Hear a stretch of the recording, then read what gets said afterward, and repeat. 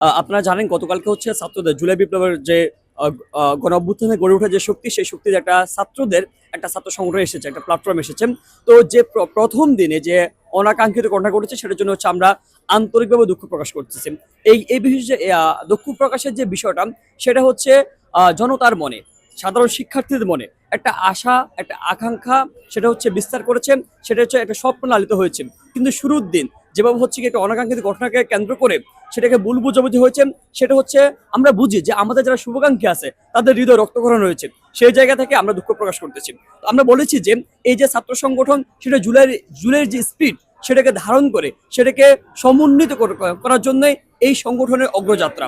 আমরা বলেছি যে এই সংগঠনের হবে বিদ্যমান যে ব্যবস্থা আছে, আমরা শুরুতে বলেছিলাম যে জুলাই বিপ্লব কিংবা গণ অভ্যুত্থানে যে কোনো দুটি দ্বারা হয়, সেটা হচ্ছে বিদ্যমান ব্যবস্থাকে উপড়ে ফেলা এবং নতুন ব্যবস্থা হাজির করা। সেই জায়গা থেকে আমরা মনে করি জুলাই গণ অভ্যুত্থান পরবর্তী যে প্ল্যাটফর্ম এসেছে, সেই প্ল্যাটফর্ম ক্যাম্পাস ভিত্তিক যে বিদ্যমান ব্যবস্থা ছিল সেই ব্যবস্থাকে উপড়ে ফেলেছে প্রথম অবস্থায়, দ্বিতীয় অবস্থা নতুন ব্যবস্থা হাজির করেছে। আমরা বলেছি যে এটা হচ্ছে জুলাই স্পিরিটকে ধারণ করবে। যে সেই জুলাই স্পিরিটটা কি সেটা আমরা অবশ্যই বলি। আপনি দেখেছেন যখন হচ্ছে 16ই জুলাই যখন শিক্ষার্থীর উপর ছাত্রলীগ হামলা করে, ওই হামলা পরবর্তীতে যদিও শুরুতে এই আন্দোলনটা কোটা সংস্কারের জন্য ছিল, পরবর্তীতে এই আন্দোলনের গতিপথ ভিন্ন দিকে মোড় নেয়। কোন দিকে মোড় নেয়? শিক্ষার্থীরা যখনই ছাত্রলীগ হামলা করেন তখনই শিক্ষার্থীরা বুঝে যায় যে না, এই আন্দোলন বিগত 17 বছর কিংবা আমরা যদি বলি কি যে 71 কিংবা 90 পরবর্তী যে বাংলাদেশ আমরা চেয়েছিলাম, যে ক্যাম্পাস চেয়েছিলাম, কিন্তু সেই ক্যাম্পাসে যে সরকার দলের ছাত্র সংগঠন যে লেজুর বৃত্তিপনা, যে দখলদারিত্ব, যে সিটির জন্য জিম্মি করে রাখার যে কালচার, সেই কালচারের বিরুদ্ধে কিন্তু 16ই জুলাই পরবর্তী আন্দোলন মোড় নেয়। আমরা বলেছি যেহেতু এই ছাত্র সংগঠন এই প্ল্যাটফর্ম জুলাই স্পিডকে ধারণ করে, সেই জায়গা থেকে আমরা নতুন ব্যবস্থা হাজির করতে চাই। আপনি প্রশ্ন করেছেন যে এইখানে আমরা কি নতুনত্ব নিয়ে আসবো। আমরা বলেছি যে এই যে প্ল্যাটফর্ম, সেই প্ল্যাটফর্মের ভিত্তি হবে জুলাইয়ের স্পিড। আমরা বলেছি এটা ভিত্তি হবে হচ্ছে লেজুর বৃত্তিপনা থাকবে না। আমরা দেখেছি যে আমি একটু ছোট্ট করে একটা কথা বলি যে দেখেন, যদি আমরা জুলাই পরবর্তী যদি কোনো রাজনীতি করতে চাই, যদি সেটা শিক্ষার্থীর জন্য হোক, জনতার জন্য হোক, সেক্ষেত্রে অবশ্যই শিক্ষার্থী এবং জনতার যে পালস আছে, যে সেন্টিমেন্ট আছে, সেটাকে অবশ্যই প্রাধান্য দিতে হবে। আমরা বলেছি যে শিক্ষার্থীরা অবশ্যই ছাত্র রাজনীতি চায়, ছাত্র রাজনীতি করা না করা ব্যক্তির সাংবিধানিক অধিকার, কিন্তু শিক্ষার্থীরা চায় যে ছাত্র রাজনীতির যে কাঠামোগত পরিবর্তন সেটা পরিবর্তন আসুক। সেই জায়গাতে আমরা বলেছি যে এই যে ছাত্র সংগঠন, সেই ছাত্র আমরা 9 দফা 7 দফা বলেছিলাম যে কোনো লেজুর ভিত্তিক ছাত্র রাজনীতি মানে এখানে থাকবে না, আমরা লেজুর ভিত্তিক ছাত্র রাজনীতির বিরুদ্ধে। সেই জায়গাতে আমরা প্রথমে বলেছি প্রথম যে চমকটা হবে সেটা হবে এই ছাত্র সংগঠন কোনো লেজুর ভিত্তিপনা থাকবে না। লেজুর ভিত্তিপনা থাকবে কি থাকবে না সেটা হচ্ছে কার্যপ্রণালী ভিত্তি করে 3টি উপায় আমরা বুঝতে পারি। প্রথম উপায় হচ্ছে যে এই সংগঠনের নেতৃত্ব নির্বাচিত হয় কিভাবে, কোন পদ্ধতিতে। আপনি বলেছেন যে কি এক্সিস্টিং ছাত্র সংগঠনের সাথে আমাদের সংগঠনের পার্থক্য কেমন হবে। আমরা বলেছি কি আমরা বলেছি দেখেন এই যে এক্সিস্টিং যে ছাত্র সংগঠনগুলো আছে, আমরা দেখেছি সেখানে নেতৃত্ব নির্বাচিত হয় কোনো মাদার পার্টির একক ব্যক্তি দ্বারা। আমরা দেখেছি কখনো শেখ হাসিনা, কখনো তারেক রহমান, কিংবা কখনো কোনো ব্যক্তি দ্বারা নির্বাচিত হয়। কিন্তু আমরা বলেছি এই যে লেজুর বৃত্তিপনা থাকবে না, সেটা হবে আমাদের যে নেতৃত্ব নির্বাচিত হবে সেটা হবে এখানকার যে ছাত্র সংগঠনের যত কর্মী আছে কাউন্সিলের মধ্য দিয়ে, অর্থাৎ গণতান্ত্রিক পদ্ধতিতে টপ টু বটম প্রত্যেকটা নেতা নির্বাচিত হবে। আরেকটা বিষয় দেখেন, এখানে হচ্ছে গিয়ে কি অন্যান্য ছাত্র সংগঠনে বেশিরভাগ ক্ষেত্রে হয় আপনার অছাত্ররা ছাত্র সংগঠনের নেতৃত্বে আসে, অছাত্ররা ছাত্র সংগঠন কুক্ষিগত করে রাখেন।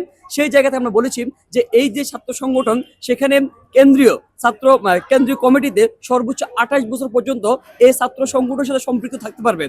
একই সাথে আমরা বলেছি কেন্দ্রবাদে ঢাকা বিশ্ববিদ্যালয় সহ প্রত্যেকটা ইউনিটের সাথে সম্পৃক্ত থাকতে হলে সেক্ষেত্রে অনার্সে ভর্তি হওয়ার পরবর্তী 7 বছর পর্যন্ত এই ছাত্র সংগঠনের সাথে যুক্ত হতে পারবেন। আমরা দেখেছি দেখেন এই যে যারা ছাত্র সংগঠনের সাথে যুক্ত থাকেন, ছাত্র রাজনীতি করেন, তারা দেখেছি বেশিরভাগ অছাত্র। কিন্তু আমরা বলি যে আমরা ছাত্র রাজনীতি মানে হচ্ছে ছাত্রদের জন্য রাজনীতি করা, কিন্তু যে ব্যক্তির ছাত্রত্ব নাই সে কিসের জন্য রাজনীতি করবে। আমরা দেখেছি যে আমরা একদম উজ্জ্বল একটা প্রমাণ আছে, জ্বলন্ত প্রমাণ হচ্ছে এই যে জুলাই কোটা সংস্কার আন্দোলন। কোটা সংস্কারের মতো একটা দাবি যখন জন আকাঙ্ক্ষিত ছাত্রদের জন্য, ছাত্রদের কেন্দ্রিক, ছাত্রদের যখন পেটে লাথি পড়ার মতো একটা বিষয়, সেইখানেও ছাত্রলীগ ছাত্রদের পক্ষে কথা বলতে পারে নাই, কারণ তারা হচ্ছে যে নেতা নির্বাচিত হয়েছে সে নেতা কখনো ছাত্রদের থেকে নির্বাচিত হয় নাই। সেই নেতা সবসময় হচ্ছেন তার রাজনৈতিক দল দ্বারা নির্বাচিত হয়েছেন, সেই নেতা রাজনৈতিক দলের এজেন্ডা বাস্তবায়ন করেছে। সেই জায়গাতে আমরা বলতে চাই এখানে শুধু ছাত্ররা থাকবেন, ছাত্রদের নেতৃত্ব ছাত্ররা নির্বাচন করবেন।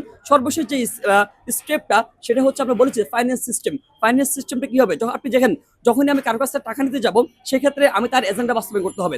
সেই জায়গাতে আমরা বলেছি যে এই ছাত্র সংগঠনের যে সদস্যরা থাকবেন সদস্যদের সাংগঠনিক ফির মধ্য দিয়ে এই সংগঠন কার্যকর হবে, এই সংগঠন রান করবে।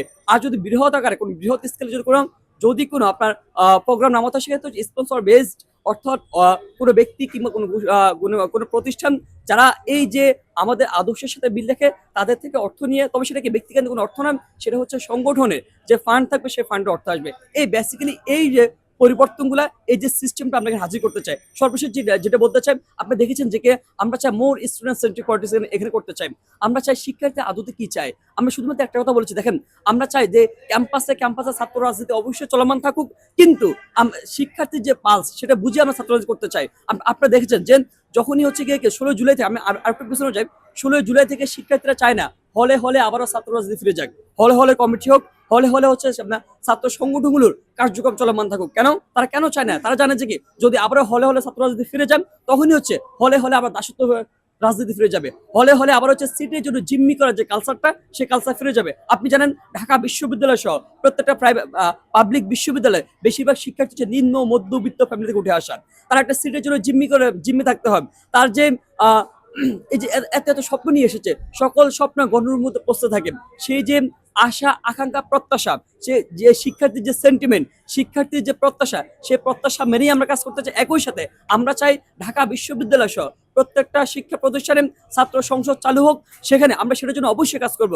সেটা আমাদের প্রথম প্রায়োরিটির জায়গা, যে ঢাকা বিশ্ববিদ্যালয় সহ প্রত্যেকটা শিক্ষা প্রতিষ্ঠানে ছাত্র সংসদ চালু হবে, শিক্ষার্থীদের যে নেতৃত্ব তারা নির্বাচন করবে, শিক্ষার্থীদের নেতা নির্বাচন করবে, শিক্ষার্থীদের পালসনের কাজ করবে, এটা আমাদের আকাঙ্ক্ষা জায়গায় থাকবে।